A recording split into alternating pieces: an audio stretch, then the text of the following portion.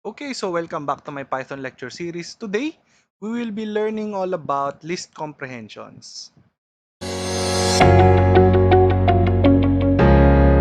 So what is a list comprehension? So list comprehension is just like a combination ng map natin and filter. Ang kagandahan nito, ito ay mas more general no kaysa sa map.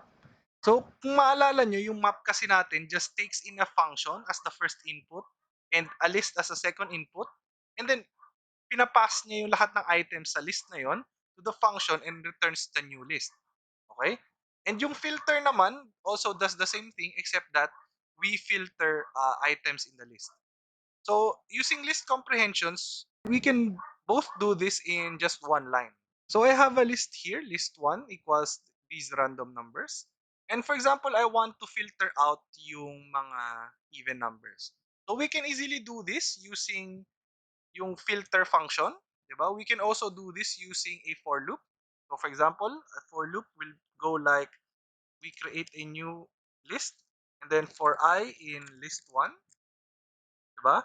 If I modulo 2 equals 0, we do even that append I. Tama? And at the end, we can get all the even numbers. And if I run our code, this is exactly what we get, no? Lahat ng even numbers. So, I showed you this for loop kasi ito yung parang magiging syntax natin para sa list comprehension. So, if I want to make a list, no, so even to, and to do list comprehensions, you also create a list, no? Tapos yung syntax natin goes something like this, no? So, do sa loob ng opening closing square brackets, you do is yung what you append, okay? What you append, then for loop, and then condition. Okay, so what do I mean by that? So dito sa loob, what you append. So ano ba yung append natin dito sa for loop na to? I, 'di ba? So you do I. And then for loop natin, ka-copy paste lang natin tong for loop na to. And then yung condition natin. Yung condition natin is if I modulo 2 is equal to 0. Okay? So yan na yung list comprehension natin.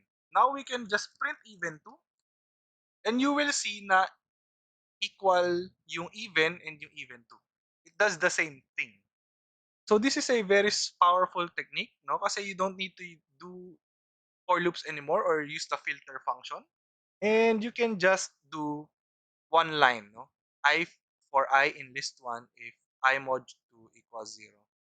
So let me clear this out. So this can also help you put yung numbers sa loob ng range. So for example, I create a new list called R.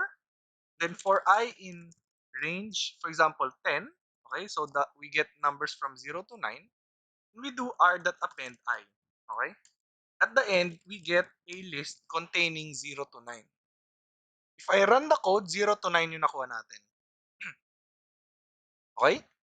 We can do this using list comprehensions, R2, then opening, closing square brackets, and remember the syntax, what you want to append, so I, diba? Then for loop, for I in range 10. And then, kung ano yung condition natin. In this case, wala tayong condition, so we just leave it blank. Okay, so if I print R2, you can see it results to the same thing. Okay? So today you have learned about list comprehensions and what it can do. So yung syntax niya ay yung kung ano yung append mo, for loop, and then a condition here. So for example, if I mod 2 equals 1. So here we are looking for odd numbers, okay? And if we print R2, we get the odd numbers lang. Okay? So I hope to see you again next time.